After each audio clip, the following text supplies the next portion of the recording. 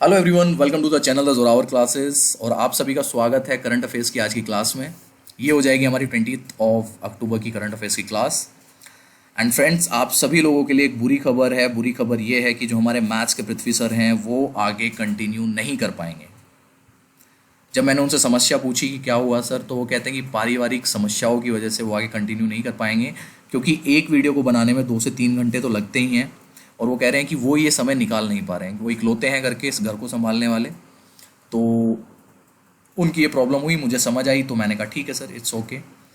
और वो ये भी कह रहे थे कि भाई ये मैं 3 घंटे वाली वीडियो जो मैं मेहनत करता हूँ कंटेंट वगैरह पे, इसको मैं आधे घंटे 1 घंटे में भी प्रोवाइड कर सकता हूँ कि कहीं से क्वेश्चन उठाए, कॉपी पेस्ट और पढ़ाना शुरू कर दिया और ख़त्म। लेकिन मैं बच्चों के साथ छल नहीं करना चाहता, उनको बेवकूफ़ नहीं बनाना चाहता। ठीक है, तो हमारी मैथ्स की क्लासें इस हफ्ते शायद नहीं हो पाएंगी। और सर की रिप्लेसमेंट मैंने कोशिश कर दी आज इसे ढूंढनी कि सर की टक्कर का या सर से अच्छा कोई टीचर मिल जाए जिसका बेसिक अच्छा हो, जो आपको ट्रिक से मैथ्स पढ़ा सके। तो एक हफ्ते तक मैथ्स की क्लास हमारी नहीं हो पाएंगी। अब मैं आपका 1 मिनट का समय लेना चाहूँगा।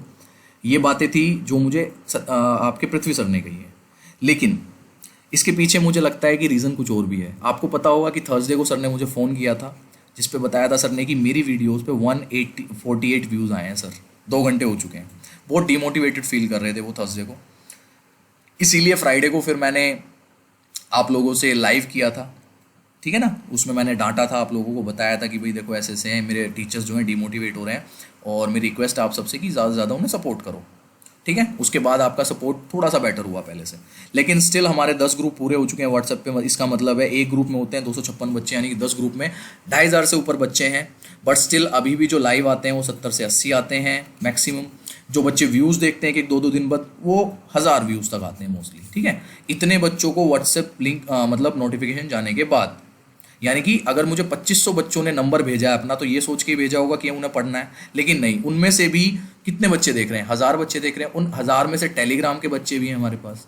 ठीक है, इन 1000 में से यूट्यूब वाले बच्चे भी हैं जो डेली नए नए जुड़ते हैं हमारे साथ, है ना। मेरे डेली करीब 100 सब्सक्राइबर्स तो जुड़ ही जाते हैं, तो 200-300 बच्चे वो भी होते हैं। तो भाई मुझे समझ नहीं आ रहा कि इन 2500 बच्चों में से सिर्फ 500 बच्चे ही क्यों देखते हैं। या तो आप हमें नंबर ना भेजते तो हमें पता होता कि हमारे पास 500 बच्चे ही देखने वाले। तो डीमोटिवेटेड हो रहे हैं हमारे टीचर्स। मैं नहीं चाहता कि जैसे पृथ्वी सर चले गए, उन्होंने रीज़न चाहे कुछ भी दिया हो, लेकिन मुझे समझ आता है कि रीज़न क्या था। तो इसी तरीके से दिव्या मैम, वी के सिंह सर, सत्यम सर हैं, ये इतनी मेहनत कर रहे हैं, 2-2 3 घंटे लगा के वीडियो बनाते हैं आप लोगों के लिए। So please, it is my humble request to each one of you कि उनको मोटिवेट मत होने दें। ठीक है, यही बात करनी थी मेरे से। ज़्यादा टाइम आपका ख़राब नहीं करूँगा। आज का जो है पहला क्वेश्चन लेते हैं करंट अफेयर्स का।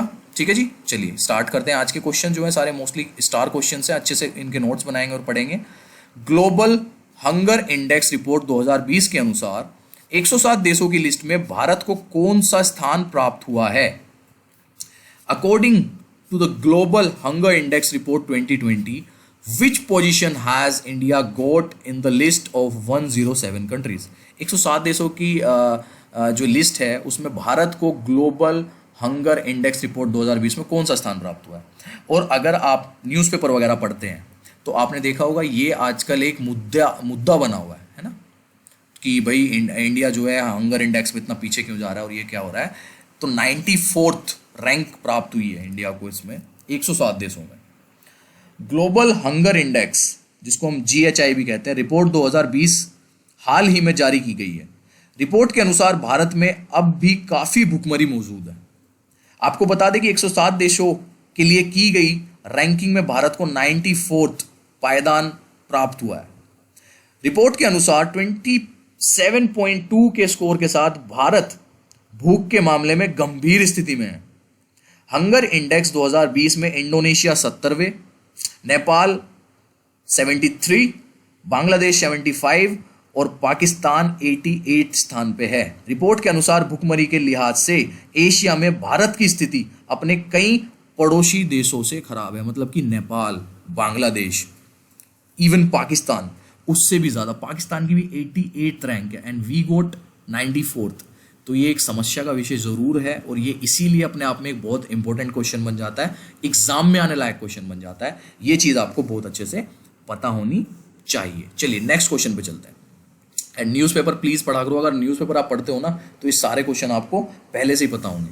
सेकंड क्वेश्चन, हाल ही में किस देश ने सुपरसोनिक क्रूज मिसाइल ब्रह्मोस का सफलतापूर्वक परीक्षण किया है? ब्रह्मोस आपको पता होनी चाहिए किसकी है।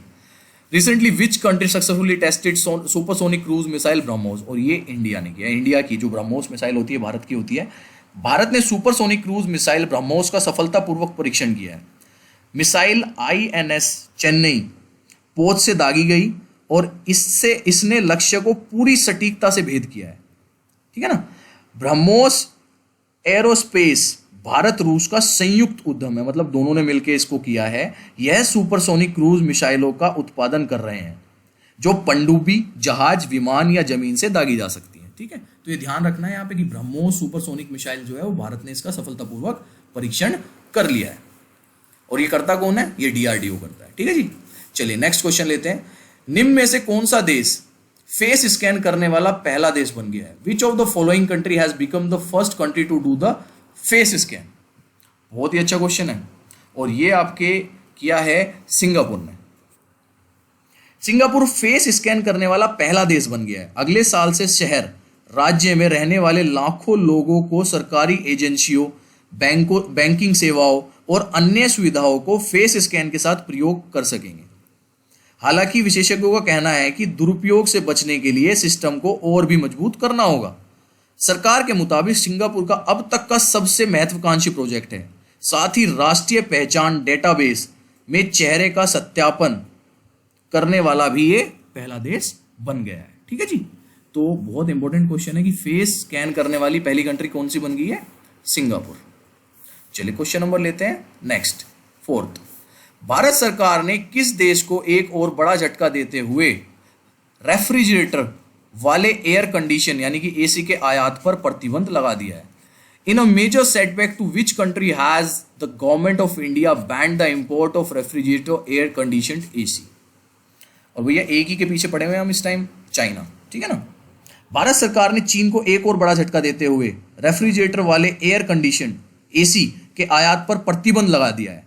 व्यापार महानिर्देशक की ओर से जारी अधिसूचना में कहा गया है कि एयर कंडीशन के साथ रेफ्रिजरेटर की आयात नीति को मुफ्त से प्रतिबंधित की श्रेणी में परिवर्तित किया गया है। माना जा रहा है कि सरकार ने यह कदम घरेलू मैन्युफैक्चरिंग को बढ़ावा देने और गैर जरूरी वस्तुओं के आयात को हतोत्साहित करने के उद्देश्य से उठाया है कि भाई जो अपने इंडियंस हैं, जो हमारी इंडियन मैन्युफैक्चरिंग और प्रोडक्शन यूनिट्स हैं, उनको इसमें मोटिवेशन मिले और बाहर की जो अपनी आपकी कंपनीज वगैरह हैं वो जो है डीमोटिवेटेड हों। इस चीज़ के लिए कदम उठाया गया। तो वही है made in India, make in India जो है आपका, है ना, उस चीज़ को लेके इस पर आगे बढ़ाया गया। Question number 5। यूनेस्को में भारत के स्थायी प्रतिनिधि के रूप में निम्न में से किसे नियुक्त किया गया? नियुक्ति है तो स्टार क्वेश्चन है, सिंपल सा। Who has been appointed as the permanent representative of India to UNESCO? और ये किया गया विशाल V शर्मा। बहुत ही इंपॉर्टेंट क्वेश्चन है। विशाल V शर्मा को यूनेस्को में भारत के स्थायी प्रतिनिधिमंडल का अगला प्रतिनिधि नियुक्त किया गया है।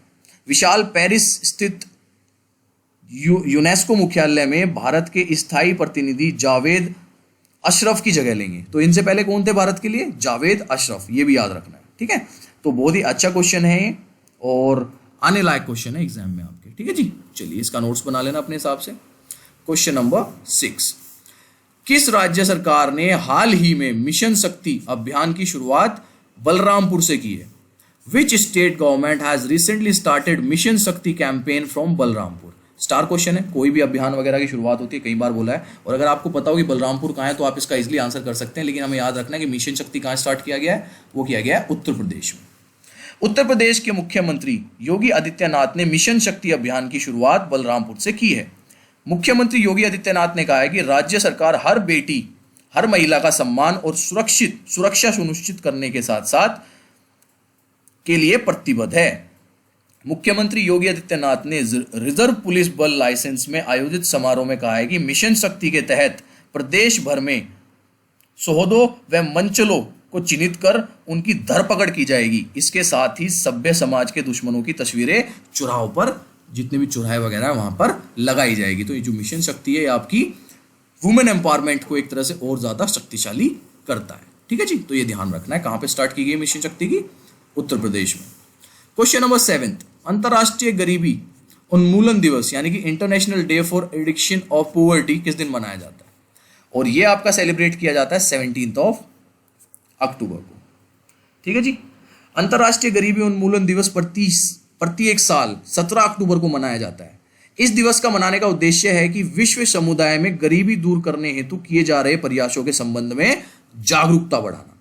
यह दिवस गरीबी में रहने वाले लोगों के साथ सक्रिय भागीदारी के माध्यम से लोगों को गरीबी से बाहर लाने के प्रयास पर जोर देता है। यह दिवस पहली बार 1987 में फ्रांस में मनाया गया था, तो ध्यान रखना है। सबसे पहले फ्रांस में मनाया गया था 1987 में, उसके बाद अब ये इंटरनेशनल लेवल पे मनाया जाता है। चलिए क्वेश्चन नंबर 8 लेते हैं आज का। केंद्र सरकार ने केंद्रीय गृह सचिव अजय भल्ला का कार्यकाल कब तक के लिए बढ़ा दिया? Again star question. How long did the central government extended the tenure of union home secretary Ajay Bhalla? बहुत इंपॉर्टेंट क्वेश्चन हो जाता है आपका ये वाला भी, और ये कर दिया है उन्होंने 22 अगस्त 2021 तक एक्सटेंड कर दिया है, यानी कि लगभग 1 साल और बढ़ा दिया है। केंद्र सरकार ने केंद्रीय गृह सचिव अजय भल्ला का कार्यकाल 22 अगस्त 2021 तक के लिए बढ़ा दिया गया है। वे अगले 30 नवंबर को सेवानिवृत्त होने वाले थे, मतलब रिटायर होने वाले थे, जो अभी आपका 30 नवंबर पड़ रहा है। 1984 बैच के असम मेघालय कैडर के आईएएस अधिकारी भल्ला को पिछले साल 22 अगस्त को राजीव गोबा के स्थान पर गृह सचिव बनाया गया था। तो इनसे पहले कौन थे वो याद रखना है, राजीव गोबा। मैं लिख देता हूं यहां पे, इनसे पहले थे आपके राजीव गोबा। ठीक है, तो उनके स्थान पे ये आए थे और ये रिटायर हो रहे थे नवंबर में, लेकिन उसके बाद जो है इनका कार्यकाल लगभग 1 साल और बढ़ा दिया गया 22 अगस्त 2021 तक। तो यहाँ पे हमें एक चीज़ पता लगती है कि हमारे यूनियन होम सेक्रेटरी कौन है? अजय भल्ला है। उनका 1 साल के लिए लगभग बढ़ा दिया गया 22 अगस्त 2021 तक, और उनसे पहले कौन थे? राजीव गोबा। ठीक है, ये अपने नोट्स में इसी तरीके से कर लेना। क्वेश्चन नंबर 9 पे आते हैं आज के। केंद्रीय स्वास्थ्य मंत्री डॉक्टर हर्षवर्धन ने घोषणा की है कि भारत ने किस साल तक ट्रांस फैट फ्री होने का लक्ष्य रखा है? The Union Health Minister Dr. Harshvardhan announced that by which year India has targeted to be trans fat free, और ये किया है उन्होंने टारगेट 2022 का। ठीक है जी, ये सिंपल सा ध्यान रखना है, इसमें ज़्यादा बातें कोई करने की है नहीं ऐसी कि बताऊं।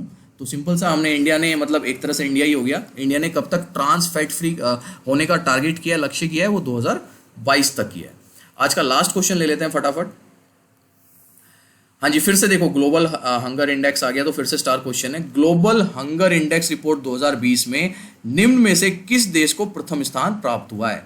Which one of the following country has ranked first in the global hunger index report 2020? और ये है आपका बेलारूस। याद रखना है, वहां पे मैं बताना भूल गया था तो यहाँ पे बता रहा हूं। ग्लोबल हंगर इंडेक्स 2020 में बेलारूस को प्रथम स्थान प्राप्त हुआ है। ग्लोबल हंगर इंडेक्स में भारत की रैंकिंग सुधरी है, लेकिन अब भी भारत कई पड़ोसी देशों से पीछे चल रहा है। इन देशों में नेपाल, श्रीलंका, म्यांमार, पाकिस्तान, बांग्लादेश, इंडोनेशिया जैसे देश शामिल हैं। और मैंने जैसे बताया कि इंडिया का जो इसमें पायदान है वो है 94वें पे। ठीक है ना, तो भाई ध्यान रखना है, पहले स्थान पे कौन है? बेलारूस। ठीक है जी, चलिए दैट्स ऑल फॉर टुडे।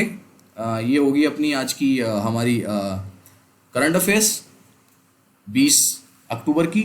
और जो मेरी रिक्वेस्ट थी आप लोगों से regarding my teacher, regarding their motivation and all, तो भाई उसे बनाए रखो। तो वरना जिस तरीके से मैथ्स खत्म हो गई ना एकदम से, 1 हफ्ते के लिए या 2 हफ्ते के लिए, मुझे पता नहीं है, ऐसे ही आपकी साइंस, इंग्लिश सब जाती रहेगी। So it is all up to you. ये सब आप पे डिपेंड करता है कि आप अपनी क्लासेस को कब तक ले जाना चाहते हैं, वरना वही आ जाएगा कि दिन में 2 क्लासें कौन ले रहा है? अंकित ले रहा है, बस अकेला लगा हुआ है, जितनी मेहनत उससे हो पा रही है। ठीक है ना, तो भाई जो अपॉर्चुनिटी आप लोगों को मिली है, जो स्टेज मैंने आप लोगों के लिए सजाया है, उसके रिंग मास्टर आप हैं, उसको आप चलाएंगे, वो आप पे डिपेंड करता है। चलिए friends, okay bye, take care everyone.